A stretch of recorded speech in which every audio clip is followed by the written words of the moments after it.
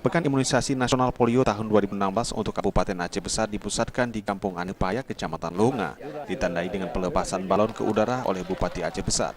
Aceh Besar menargetkan vaksin imunisasi untuk 47.000 balita berusia 0 hingga 59 bulan di 590 tempat pelayanan kesehatan, puskesmas, posyandu, sekolah dasar, dan PAUD di Aceh Besar.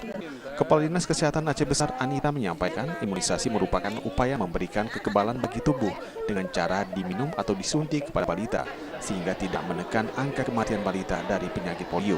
Vaksin polio gratis dengan sasaran dapat menjangkau 90% balita di Aceh Besar agar bebas polio pada tahun 2020. Jadi semua balita dari 0 sampai umur 59 bulan semua diberikan polio pin tanpa kita pandang status imunisasi sebelumnya dia lengkap atau tidak lengkap.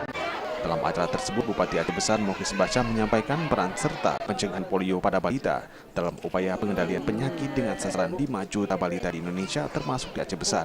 Bupati memberikan apresiasi kepada petugas medis yang telah aktif membantu memberikan imunisasi agar kekebalan tubuh anak Aceh Besar terlindung dari penyakit polio. Kita bersama mengimbau kepada masyarakat untuk mengantarkan anaknya ke pos-pos pin polio.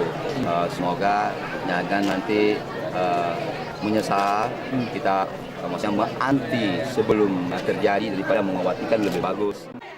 Dalam kesempatan tersebut, Bupati, Kapolres, dan Muspik Aceh Besar turut ke lapangan memberikan vaksin kepada balita dengan harapan agar masyarakat mau melaksanakan vaksin bagi balitanya sehingga dapat mencegah penyakit polio yang menyerang usia balita. Tim Liputan Aceh TV.